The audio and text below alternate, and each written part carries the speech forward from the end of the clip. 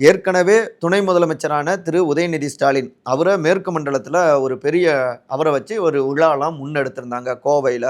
ஆனால் அதில் அவர் கடைசி நேரத்தில் பங்கேற்கல. அதற்கடுத்து ஏப்ரல் மாதத்திலும் அவரை வச்சு அங்கே ஒரு ஃபங்க்ஷன் நடத்தணும் அப்படின்னு செந்தில் பாலாஜி அவங்களுடைய டீம் முயற்சி செஞ்சாங்க.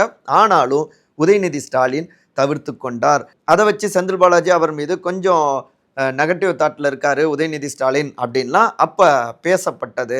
ஆனால் திமுகவில் என்ன சொன்னாங்கன்னா, சட்டமன்ற கூட்டத்தொடர் நடந்துட்டு இருக்கு, அதனால் அந்த நிகழ்ச்சிகளில் பங்கேற்க முடியல, அப்புறம் தள்ளி போட்டிருக்காங்க அப்படின்லாம் ஒரு காரணம் சொல்லப்பட்டது. உண்மையிலேயே உச்சநீதிமன்றத்தில் செந்தில் பாலாஜி அவருடைய பதவியை ஒட்டி இந்த வழக்கு விசாரணை நடந்துட்டு இருக்கிற நேரத்தில் அங்கே போயிட்டு செந்தில் பாலாஜி அவரோடு இணைந்து ஒரு ஃபங்க்ஷனில் கலந்துக்கிட்டா அது அரசாங்கத்துடைய இமேஜை மேலும் அவங்க டேமேஜ் பண்ண வாய்ப்பு இருக்கு. உதயநிதி ஸ்டாலின் அவருடைய இமேஜையும் டேமேஜ் பண்ண வாய்ப்பு இருக்கு.